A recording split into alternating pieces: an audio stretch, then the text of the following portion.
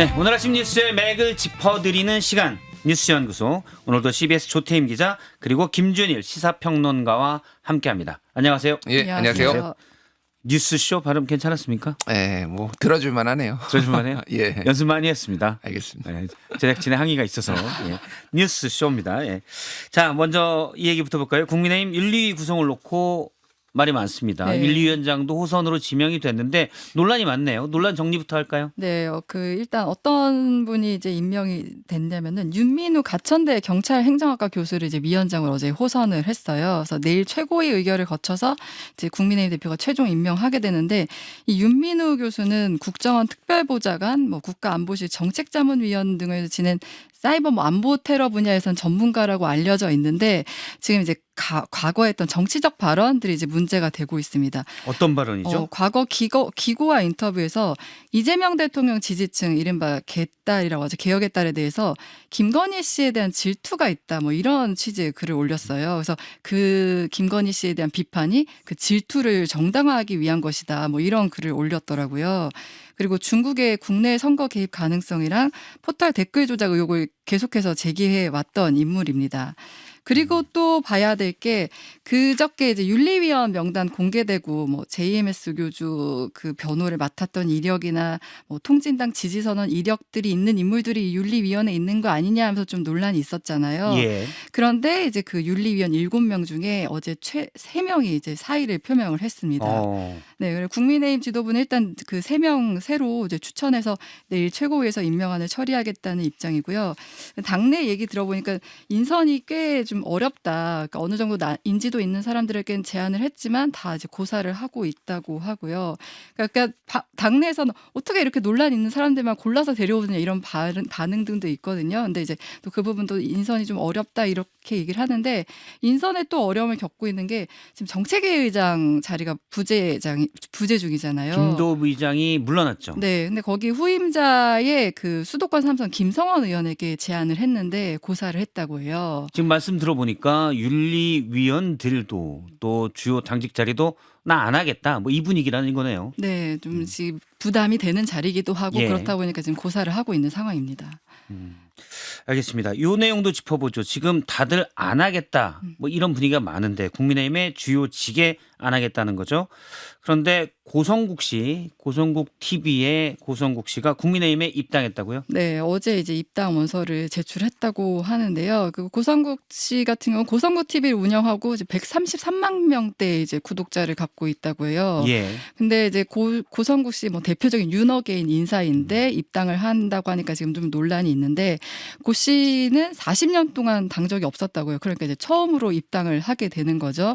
그러니까 지방선거를 앞두고서는 계속 국민의힘이 좀 강성 보수 쪽과 연대해야 된다 이런 주장을 해왔던 인물이기 때문에 지금 장동혁 대표가 이제 내일 새신안 낸다고 했는데, 이런 상황에서 새신안 내용이 어떤 내용들이 담길 것인가 이런 내용들도 지금 국민의힘 의원들 주목을 하고 있고요. 지금 반발도 많이 있는 상황인데 내일 그럼 새신안에 어떤 내용들이 담겨 있는지를 보자, 일단 지켜보자 이런 상황이더라고요. 일단 쇄신안을 보자. 네. 이제 국민의힘 분위기가 그렇다는 거죠. 물론 반발은 굉장히 지금 당내는 굉장히 시끄러운 상황이긴 합니다. 네. 알겠습니다. 김준일 평론가 하나씩 짚어보도록 하겠습니다.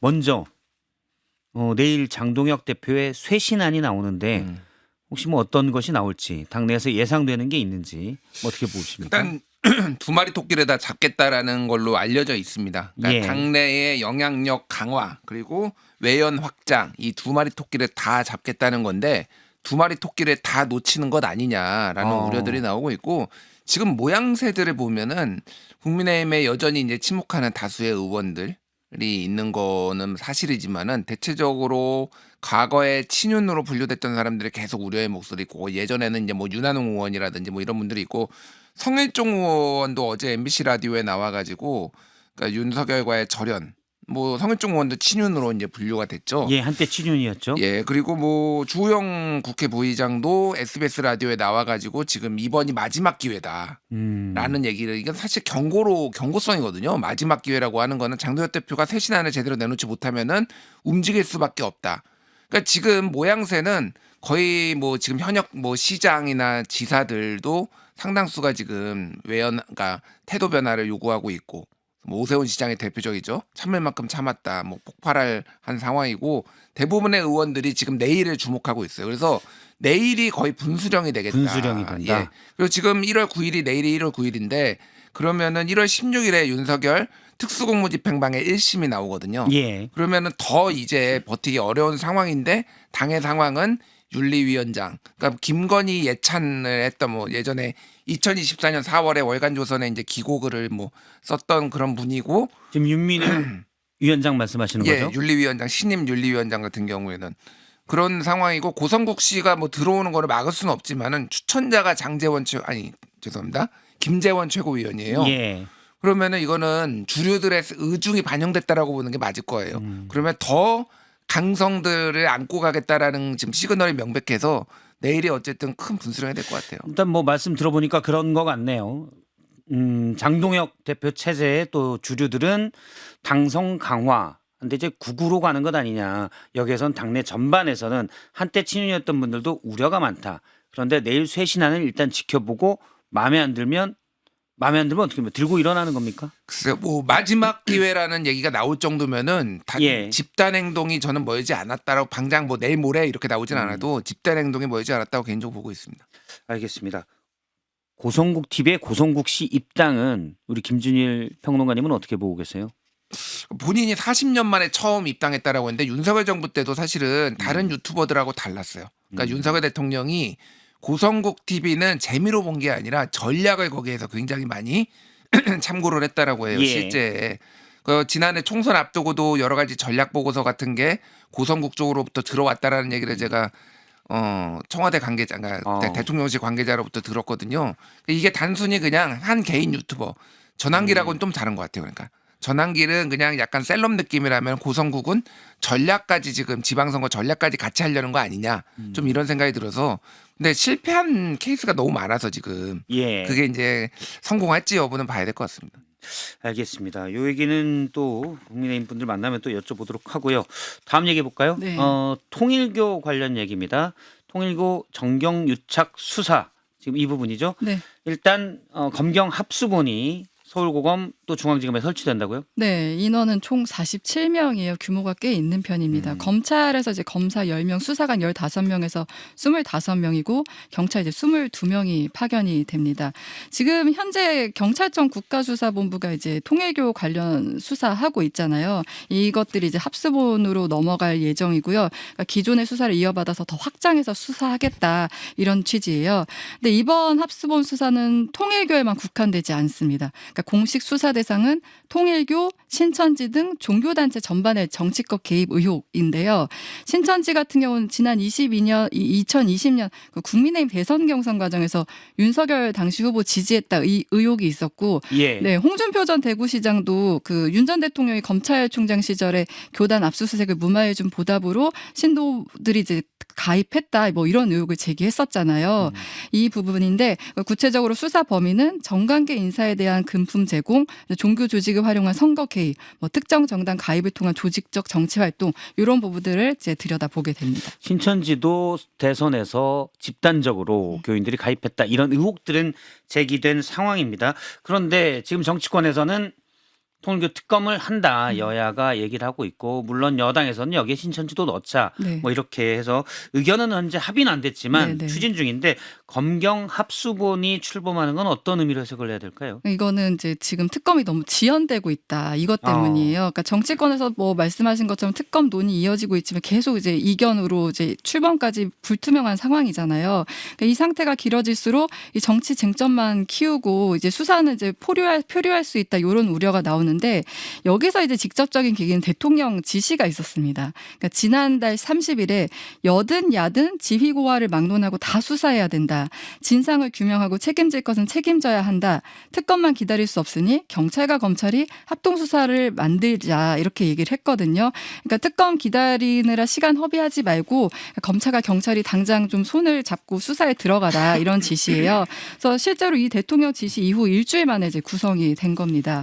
합수본은 또 이제 장점이 검경이 한 테이블에서 움직이기 때문에 송치 보완 수사로 뭐 시간 허비하지 않고 이제 상대적으로 좀 속도감 있게 수사를 낼 수 있다 이런 점이 장점으로 꼽힙니다. 특검이 출범할 때까지 그냥 마냥 손 놓고 있을 수는 네. 없다. 일단 수사해서 특검이 만약 출발하면 거기로 다 넘기게 네, 되는 건가요? 맞습니다. 합수본 얘기. 네, 그런 취지입니다. 알겠습니다. 합수본부장이 김태훈 서울 남부지검장이 임명이 됐는데 야권에서는 또 이거 가지고 말이 좀 있는 것 같아요. 네, 그러니까 김태훈 지검장은 이제 검찰 내에선 대표적인 기획통으로 꼽히는데, 근데 이제 최근에 좀 기억할 만한 일이 지난해 왜 대장동 그 항소 포기 관련해서 예. 지검장 18명이 이제 그 입장문 내고 했었잖아요. 그때 이제 이 김태훈 지검장이랑 임은정 동부지검장 두 사람만 이름을 올리지 않았었거든요. 그래서 김 지검장 같은 경우 문재인 정부 시절에 이제 법무부 검찰과장, 대검 정책기획과장 거쳤고요.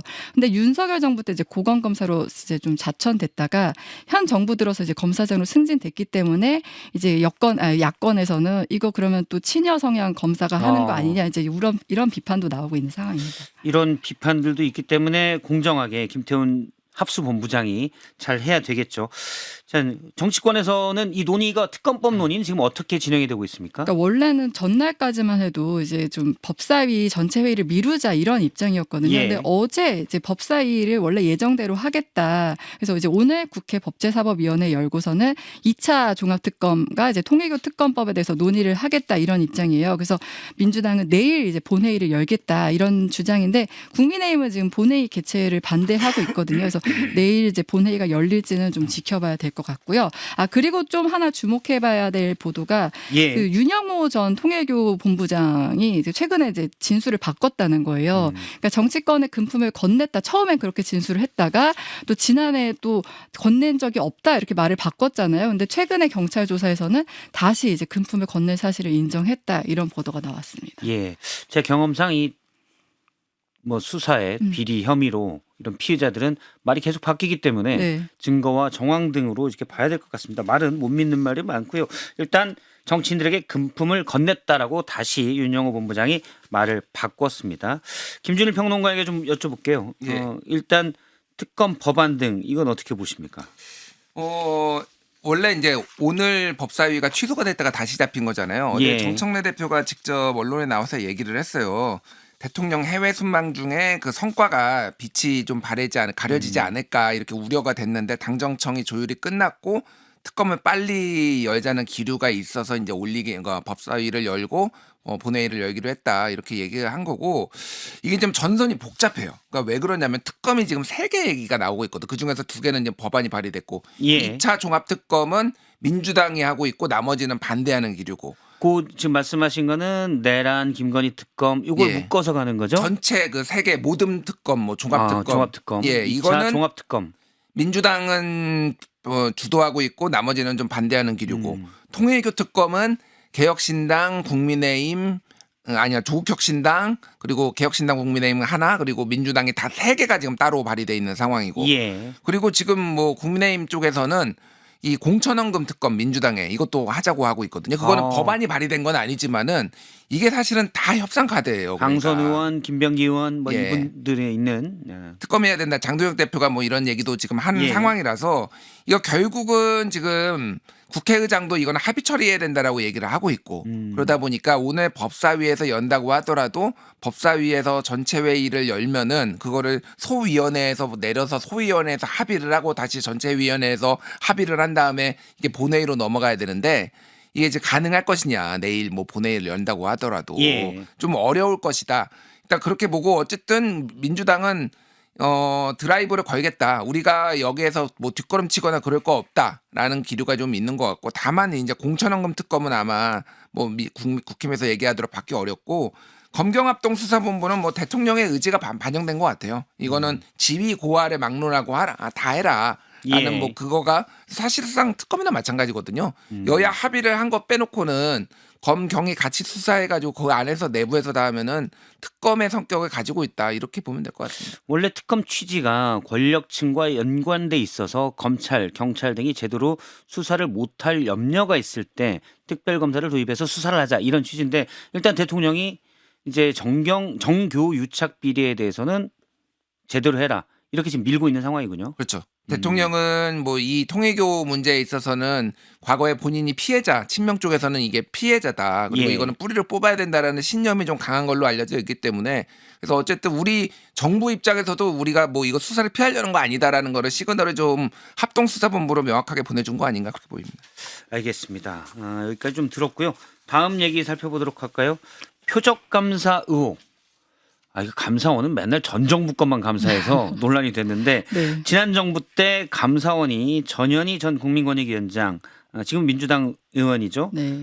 표적 감사를 했다. 이런 의혹들이 있었는데 여기에 대해서 공수처가 일단 결론을 냈네요. 네, 결론부터 말씀드리면은 표적 감사 의혹 자체는 이제 무혐의. 근데 다만 그 감사 보고서 처리 과정에서 직권남용 혐의는 인정된다면서 최재해 전 감사원장과 유병호 감사위원에 대해서 검찰에 기소를 요구를 했습니다. 이거 정리하면 그러니까 표적 감사가 법적으로 표적 감사처럼 보이는데 이게 법적으로 문제 있는 것 같지는 않다라는 게 공수처 결론이고 네, 맞습니다. 다만 이 처리 과정에서 전 감사원장 또 감사위원 등이 직권남용 혐의가 있다. 네. 이 부분이군요. 네, 절차를 어겼다 이렇게 보고 있습니다. 네. 일단 표적 감사 우리 청취자분들 또 뭐였지 이럴 수 있으니까 네. 한번 저도 좀 헷갈려요. 네. 다시 한번 정리해 주시죠. 그 전현희 의원이 이제 그 당시 전현희 전 이제 국민권익위원장이었거든요. 이게 문재인 정부에서 임명이 됐었는데 윤석열 정부 출범 이후에도 계속 이제 자리를 지켰어요. 법적으로 보장된 임기를 지키겠다 하면서 지켰는데 그때 이제 여권에서 계속 좀 물러나야 되는 거 아니에요? 이런 갈등이 빚고 있던 상황에서 그때 2022년 여름에 감사원이 이제 국민권익위원회에 대해서 특별 감사에 착수를 하게 됩니다. 예. 그 감사 결과 보고서에서는 전 위원장이 이제 근무 태도, 뭐 지각을 많이 한다, 뭐 이런 게 있었고요. 출장, 뭐 인사 관련 판단 등이 좀 문제가 있다 이런 지적이 있었어요. 그래서 전 위원장은 정권이 바뀌자 감사원을 동원해서 임기를 흔들고 있다 이러면서 이제 공수처에 고발을 했었고 공수처는 이 고발을 바탕으로 3년 넘게 수사를 해왔는데 그 결론을 낸 거예요. 그래서 공수처가 본 쟁점이 이제 두 갈래인데 감사 자체가 불법이었느냐, 그러니까 즉 표적 감사인가 이건데 이건 앞에서 말씀드린 것처럼 이거는 이제 그 무혐의로 일단 봤고요. 예. 그리고 근데 이제 그 감사원이 권익위를 감사하는 것만으로는 이제 형사처벌이 필요한 직권남용 수준의 위법성까지는 확인되지 않았다 이런 결론이에요. 근데 이제 문제는 감사 보고서 처리 과정인데 당시 이제 최재해 전 감사원장이랑 유병호 전 사무총장 중심으로 이 감사 보고서를 감사위원들한테 이제 심의 확정 이런 절차를 거쳐야 되는데 그런 걸 거치지 않았고 그때 당시 이제 주심 감사위원이었던 조은석 위원이 이제 보고서를 열람 결재하지 못했다 이런 부분이 이제 이번에 지적이 된 겁니다. 주심 감사위원인데 보고서도 못 보게 했다. 네. 이건 당시 이제 사무총장이었던 유병우 사무총장의 어떤 뭐 고의적으로 고의적인 뭐 게 결제 있었다. 버튼을 누르지 못하게 누락했다 이런 어. 이제 것도 지적을 했습니다. 네. 일단 지각했다고 감사한다. 얼마나 지각했는지 모르겠지만 그러면 이제 생각나는 게 다른 데도 있었겠는데라는 생각이 좀 들긴 하는데 용산 말씀하시는 거죠. 예, 네. 일단 이 부분에 대해서는 좀 어쩔지 모르겠지만 불법성이라고 볼 수는 없다. 네. 예, 표적 검사라고 볼 수 없다. 이 얘기인 것 같습니다. 자, 일단 김준일 평론가님 네. 분석해 주시죠. 그러니까 표적 감사, 표적 수사는 법률적 용어가 아니에요. 예. 정치적 용어입니다. 정치인들이 표적 수사당했다, 표적 감사당했다라는 거잖아요. 예. 그러니까 이거를 법률적으로 이제 공수처가 이를테면 불법이다라고 하려면은 명백하게 불법 여부가 나와야 되는데 수사를 한 거 가지고 예를 들면 검찰이 갑자기 박성태 앵커를 압수수색을 해요. 예. 본인은 표적 수사다 주장할 수 있지만은 거기에 불법적인 게 없으면은 의혹이 있어서 우리는 수사한 건데.